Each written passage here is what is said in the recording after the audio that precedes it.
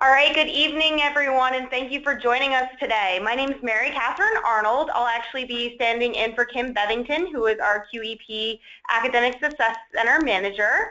I am part of the Career Services team here at South University, so I do know a little bit about kind of what's going on and what to expect.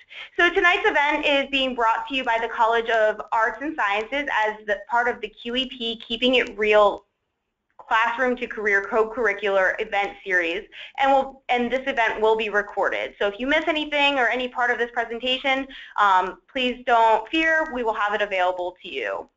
Participants other than our guest speaker will be muted for the presentation, but you can feel free to type any of your questions into the chat box at any point during the session, and that chat box can be found on the right-hand side of your screen. And we'll be sure to either address those throughout the presentation or at the end of the presentation.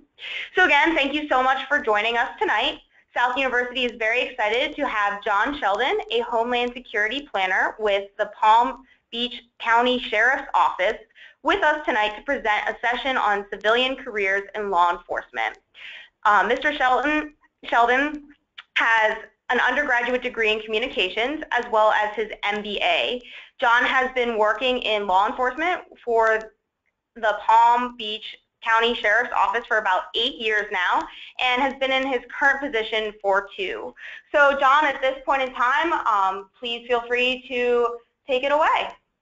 Okay, thank you, Mary Catherine. I'm going to start by explaining the types of jobs that I'm going to be discussing today.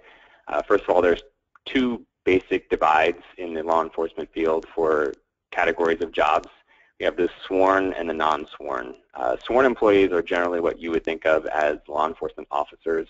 They've gone through some sort of law enforcement academy. They're deputies, they're detectives, whatever that might be, basically the badge and gun types. The other side is the non-sworn personnel, and they're generally support functions for law enforcement, or they perform functions that don't have the power of arrest. So you're not out necessarily going out to arrest anybody, but you may be contributing to the law enforcement mission. I'm going to try to give an overview of jobs all throughout the non-sworn side. If there happens to be any questions that you have as we go through, as Mary Catherine said, please feel free to submit the questions, and I'll try to get to all of them when we get to the end of the presentation. And as we go through, I'll try to give you some idea of these types of skills or education you'll need for each particular type of job. So with that said, let's get to the first job.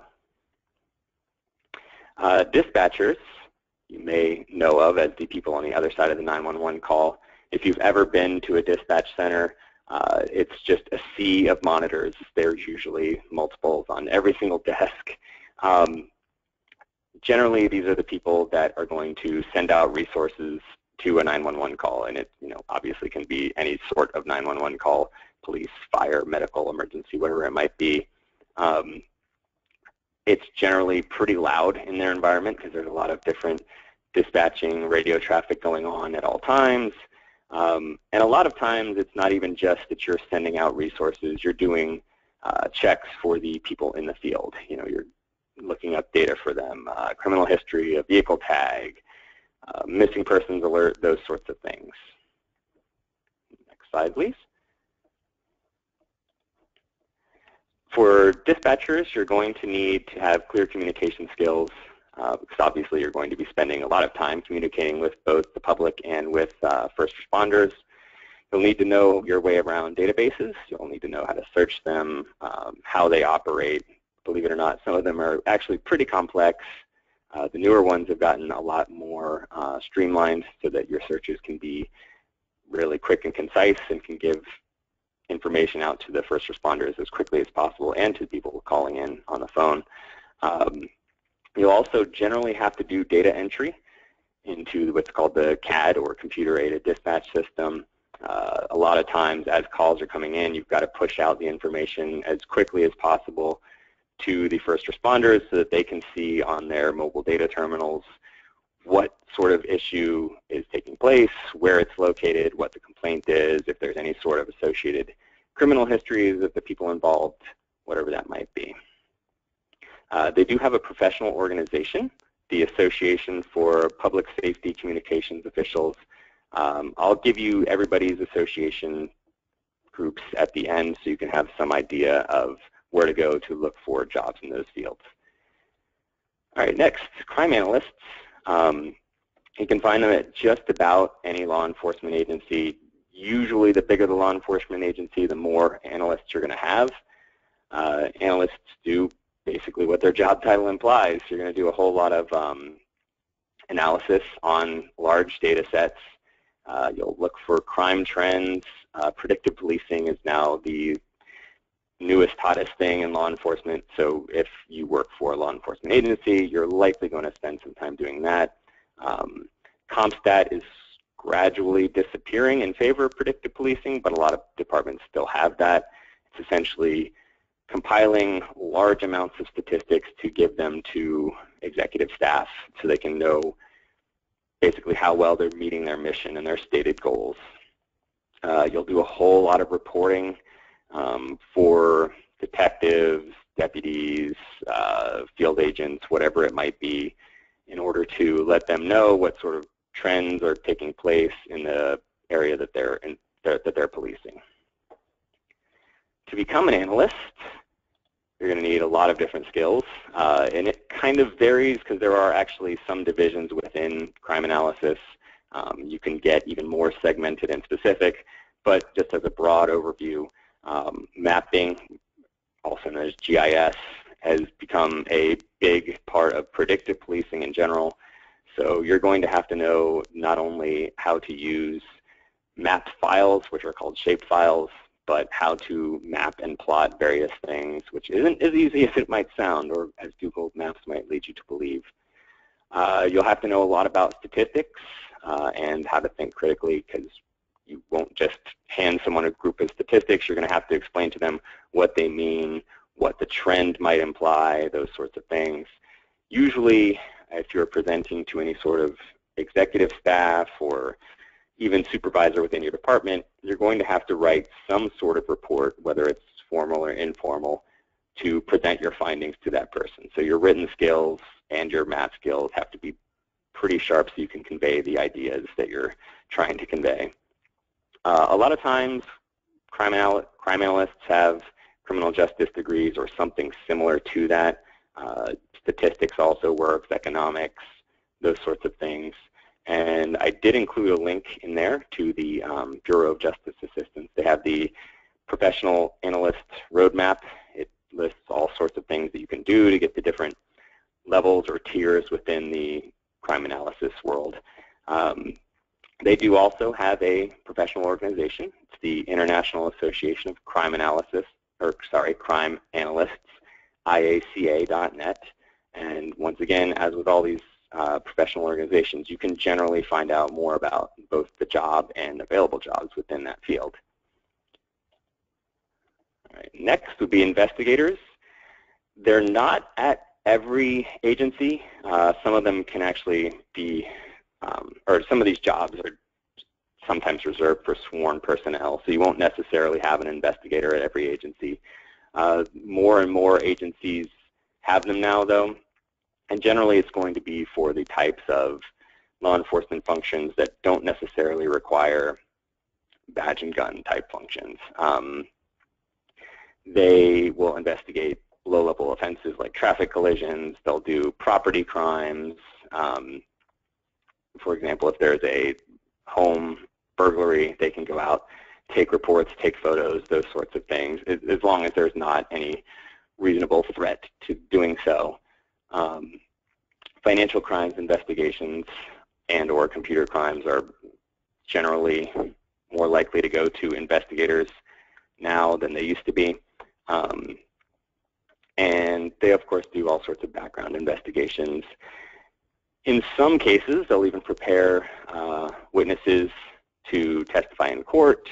They'll coordinate cases for law enforcement officers. If a detective or deputy has brought them a case and said, you know, follow up, get me the evidence that I need for this, and then we'll send it to the state's attorney, that's an investigative function.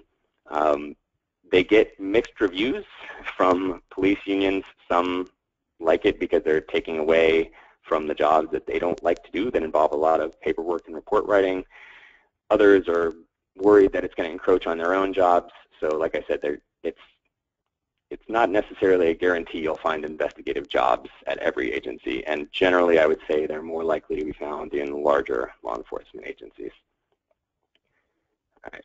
To become an investigator, you'll need communication skills because you'll need to interview victims, witnesses, sometimes even deputies and detectives.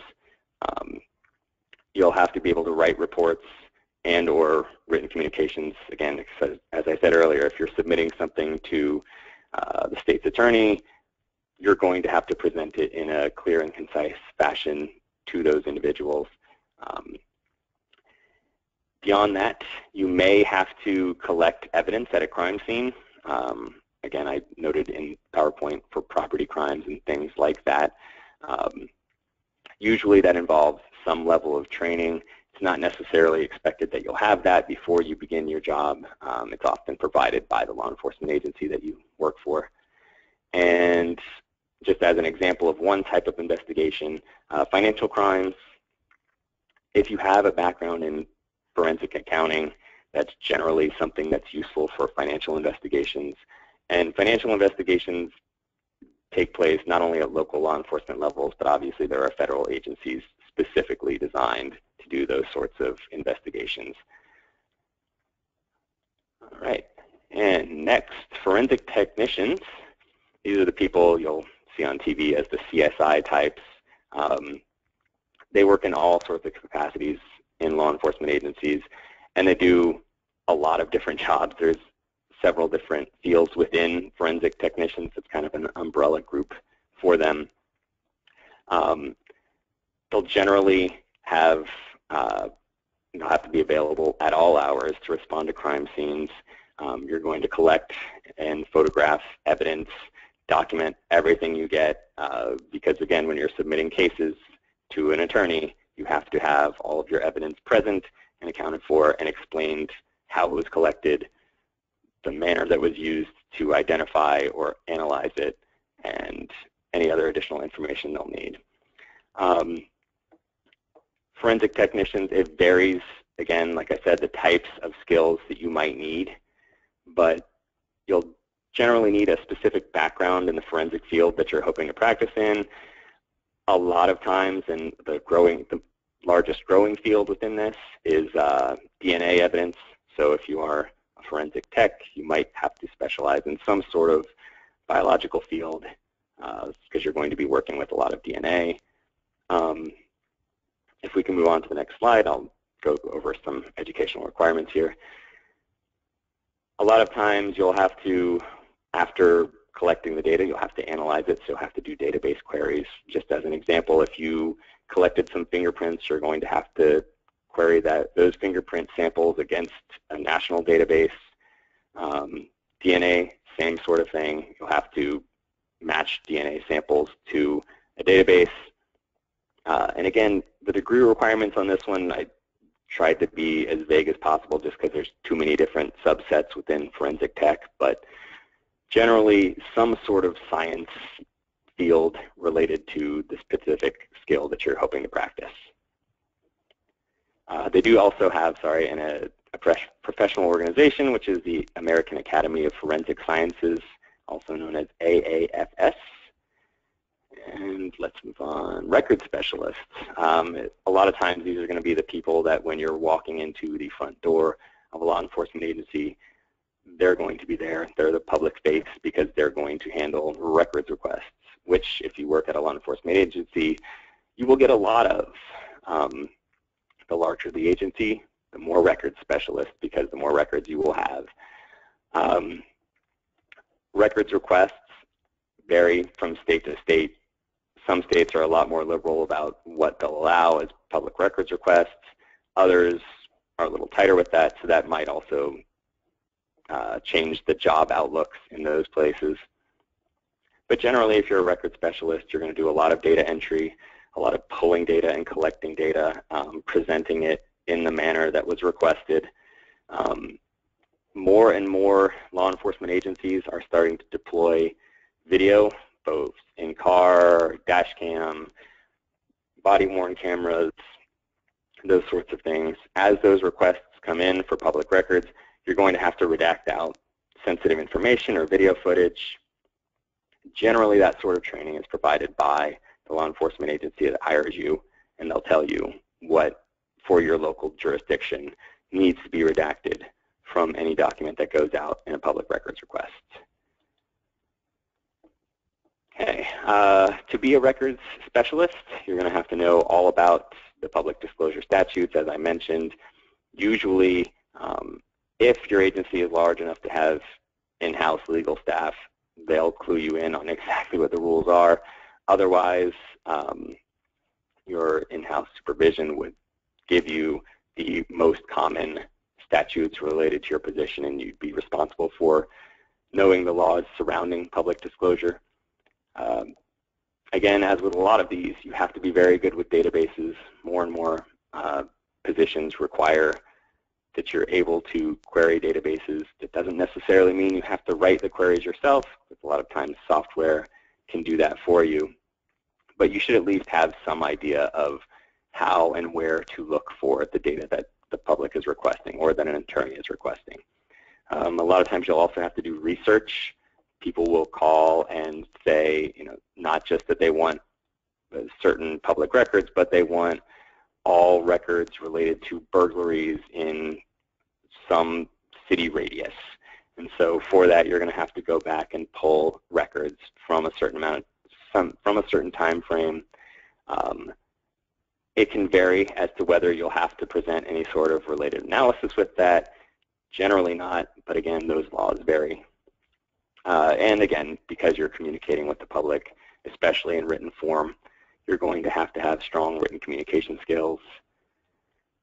And paralegals or legal associates, it depends on, again, the size of your agency. A lot of the larger agencies will have in-house legal teams, especially self-insured agencies, because anytime you're in a public setting, people are very willing to sue you. So you're going to have legal researchers and associates in-house to research and work on these cases.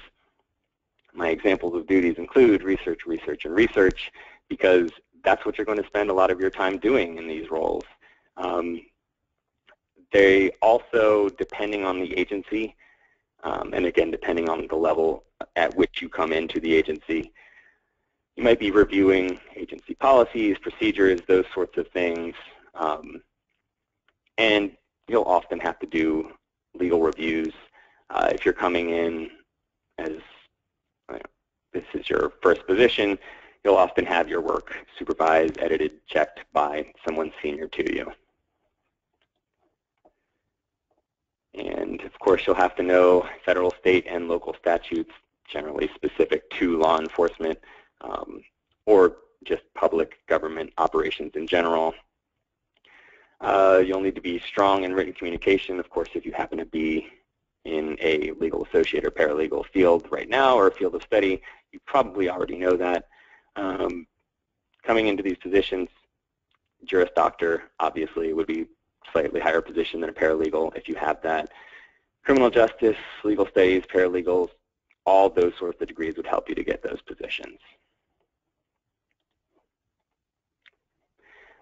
Victim advocates. Not all agencies have these either, and again, it's generally going to be larger agencies or agencies that are receiving grants to focus on specific types of issues.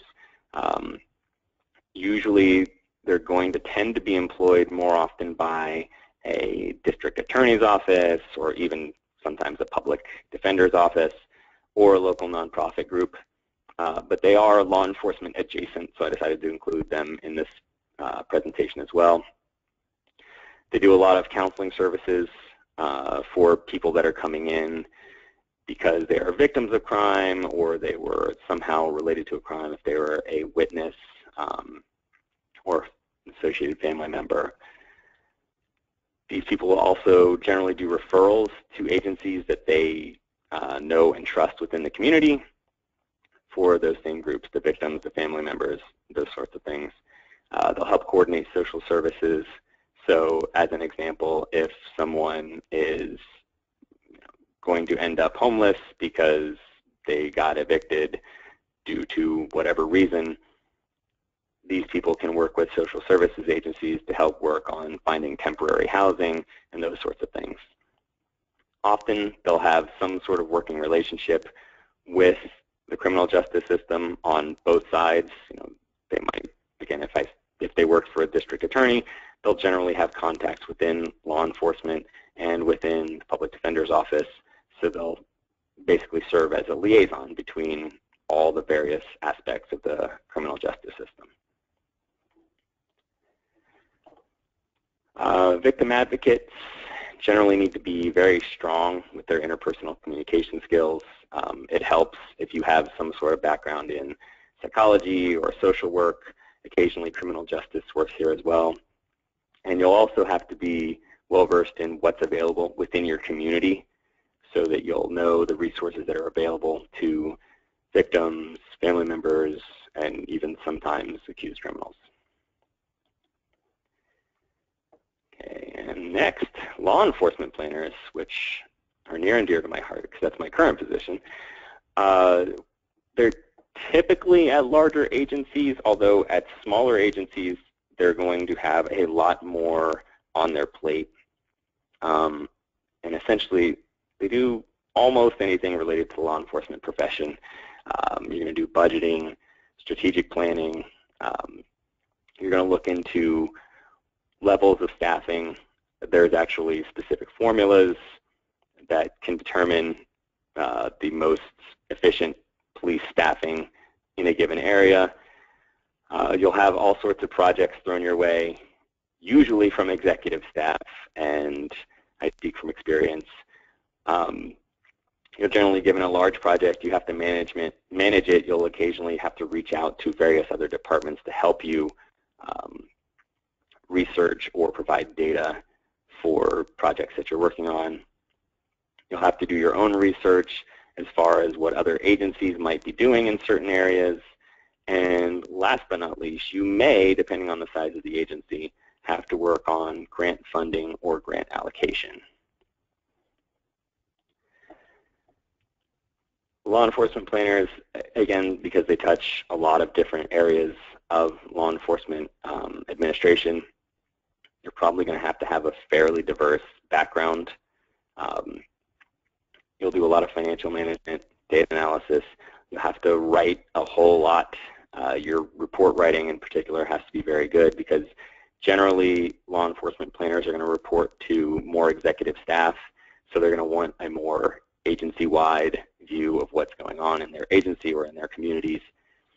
And generally, but it can vary wildly, business or public administration degrees are pretty useful. And law enforcement planners, we do have a professional organization as well, which is International Association of Law Enforcement Planners, ilep.org. And there actually is a pretty large Canadian contingent. I don't know how many of you are planning to go to Canada in the near future, but they also have law enforcement planners there as well. Grant writers. You may or may not be aware that a whole lot of money comes from the federal government to state and local law enforcement agencies. Sometimes that money is given out in block grants, which is essentially a chunk of money handed to the agencies that then have to decide specific spending goals for it. Other times it's competitive grant proposals. Department of Justice, as in one example, likes to seek out new and innovative law enforcement techniques and practices, so they'll put out requests for grant proposals. You'll submit your ideas to them, including budgets and everything like that. You'll have to write logic models, which are generally pretty involved. And in most applications that you'll write to these federal agencies, they're going to want to have some sort of coordination between multiple government agencies or public and private agencies, or even public and nonprofit agencies. So you're going to have to work with a lot of different community partners as well as your own law enforcement staff. And after you've got the money, you also have to report back to them on how it's being spent, how you're meeting your performance goals, and any other sort of reporting required in the grant, because generally when the grant dollars come down to you, it's with some sort of strings attached that you're going to monitor or follow up with certain research related to it. And sometimes you can partner with universities for that. Other times it's just done in-house. Okay, to be a grant writer, you're going to have, as you might expect, clear and concise written communication. Essentially, be a good writer is the main goal here. If you have a background in communications, English, criminal justice, whatever it might be, as long as you're a strong writer and essentially can follow directions really well, because especially federal proposals will have very long and in-depth requests for what specifically they want, and they will rate you by points according to how well you matched the things they were looking for. It's not as simple as writing a quick paper. They're generally 20 to 30 pages long. You'll have to manage projects as well because, as I mentioned, some of these grants might be very large projects. They'll involve multiple agencies. Those other agencies might have to submit things as part of the grants. You're generally going to be the point person for that if you are a grant writer. And of course, you'll have to follow up. You're going to have to let them know how well you're meeting your performance goals that you submitted with your grant application. And you'll have to make sure that all the money is being spent as you budgeted for it in the grant proposal. Usually there is some sort of process.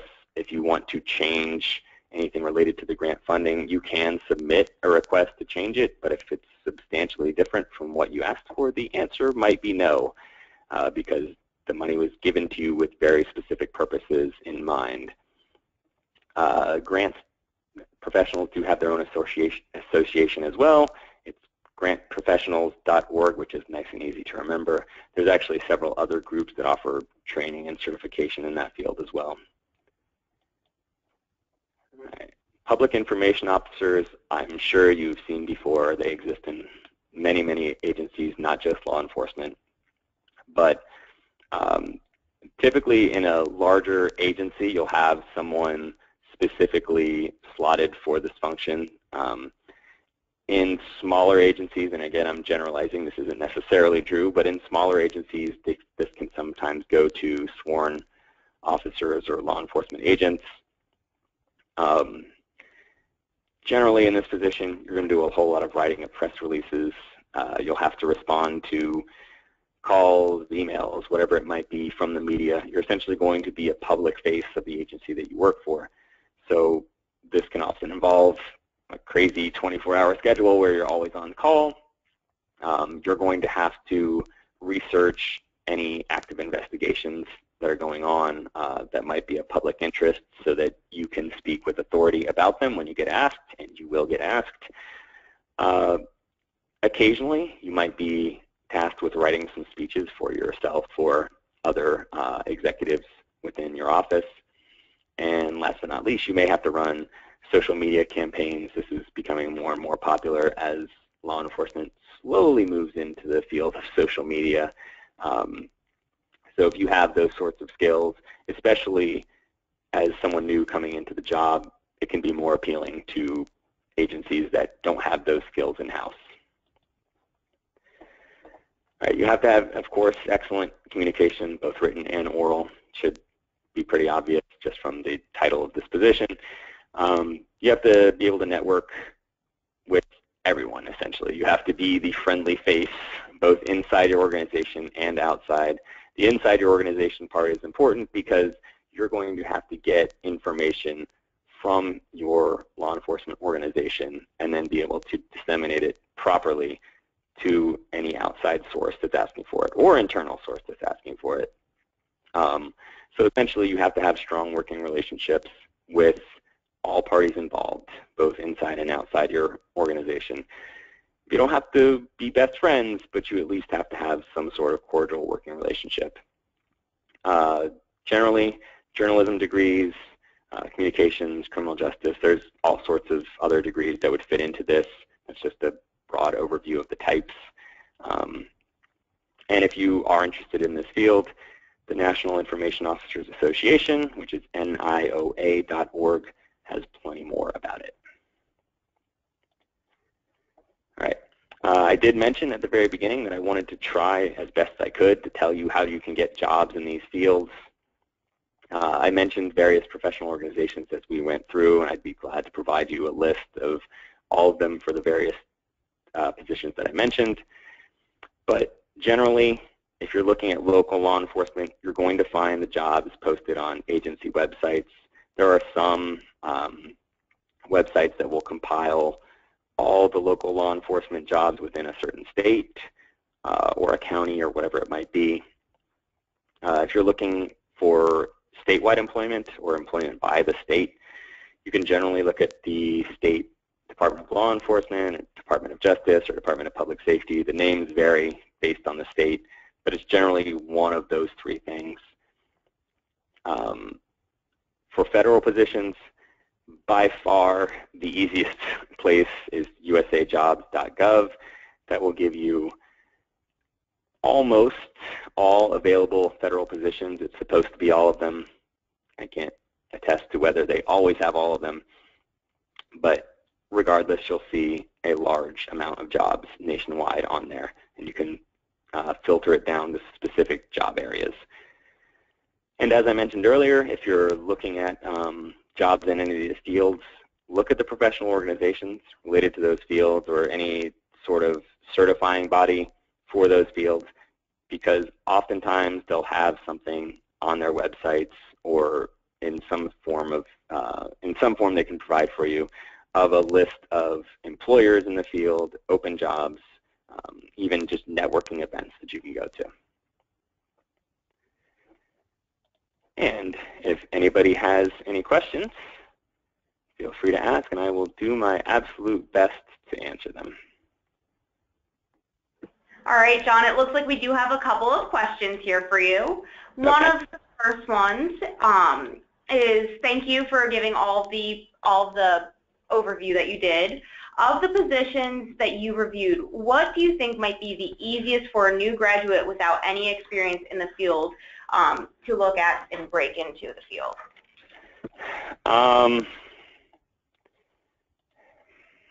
I mean, dispatcher jobs you can generally get with there's generally not going to be a large experiential requirement on those. I mean, you're not going to have done it before to do it then.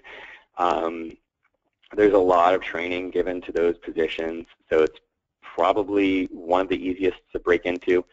The other easiest, I guess, would be record specialists, just because, again, a lot of times those positions are going to have a lot of in-house training provided to you. It's not necessarily expected that you're going to have the job skills when you come in. You might just have a, general sort of, if you have a bachelor's degree, that might be all it takes. Sometimes even less than that. It could be an associate's degree. Perfect, thank you. Another question that we have is that you mentioned several professional organizations. Do any of these organizations welcome students who aren't yet in the field, and do they offer them as memberships? I can speak to the specific one that I'm in, which is the Law Enforcement Planners Association, and yes, we do. And I think generally, because I've had other jobs before this within law enforcement, I've done financial analysis, I've done grant writing, I've done those sorts of things. And in those jobs as well, usually there is a student membership to those professional organizations. I believe the largest one, which just is for law enforcement in general, is the International Association of Chiefs of Police, which is IACP. I believe, and I'm not entirely positive, but I think they do have a student membership for that as well. And if you've ever wanted a really broad overview of what's going on in law enforcement, I highly encourage attending their conference. I've been before, and it is massive. It might actually overwhelm you with the things available, but if you, again, want to know anything and everything currently going on in law enforcement, that's a great place to go and get your feet wet. Another question that we have for you is, does the Palm Beach Sheriff's Office have advocates? Victim advocates? We have a behavioral services unit, which actually often deals with internal employee types of issues. So it's more of, let's say you had an officer that was injured on the job, was attacked by someone while trying to attend to a first response scene. In those sorts of cases, a behavioral therapist will come out to the law enforcement officer's family, talk to them. They can do all sorts of counseling, refer to different services and things like that. As you might imagine, those sorts of things can be tough on a family, especially if you have children in the house that are worried about their parents. We do also work with various nonprofit groups that have victim advocates as well, and we've done work with grants in the past that those same groups are required as part of the grant proposal to work with our agency for certain populations within the county.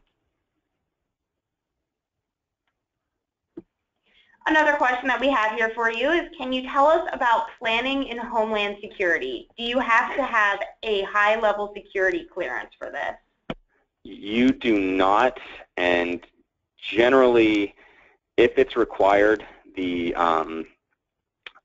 agency will generally hire you with the expectation that they will sponsor you to get a security clearance. But oftentimes, and it's obviously not universal, but oftentimes when you're starting in this sort of position, it's not expected that you'll already have the clearance. It's something that they will sponsor you for.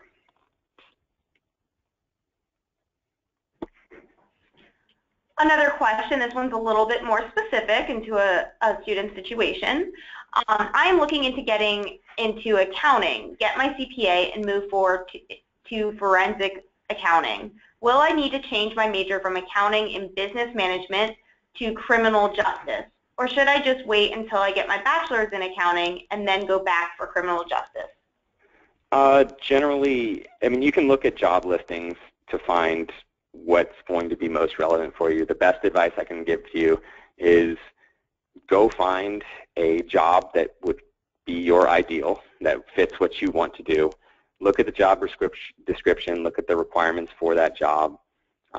Just as a vague general rule, I would say it'd probably be more productive to get the accounting degree first, because from what I've seen, and obviously I haven't seen all the postings in this field, but more often than not, they're going to want the accounting skills over criminal justice skills.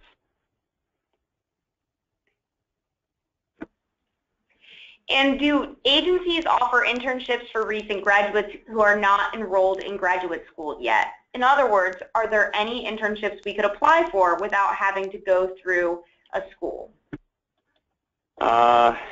Yes, but the problem is I can't get too specific on that because it's going to vary wildly by the agency. I know that in my specific agency we've had interns, and I know of other local agencies that use interns as well. Those programs, I think the best thing to do would be to contact the law enforcement agency you're interested in working with, talk to someone in their planning or in their human resources department, ask them what sorts of internships might be available.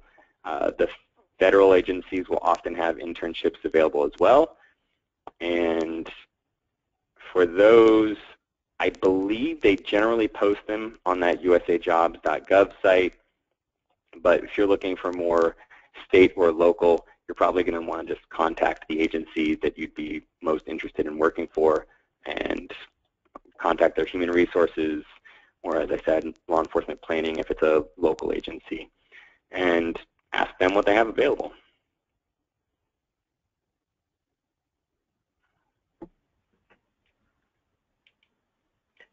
All right, well that looks like all the questions that we have for tonight. I wanted to thank you once again, Mr. Sheldon, for presenting to us tonight. It was very informational, and I think that it's very beneficial moving forward with planning for your graduation and planning for the next steps post-graduation. I also wanted to thank everyone for attending today. As I mentioned, this session has been recorded, and we will be sure to make this available to you on our South University YouTube channel for your future reference. As you can see, there is some contact information on the screen, so if you do have any other questions or concerns moving forward, please feel free to contact Kim Bevington. As you can see, there's her email address. So thank you once again, everyone, and I hope you have a wonderful evening. Thank you.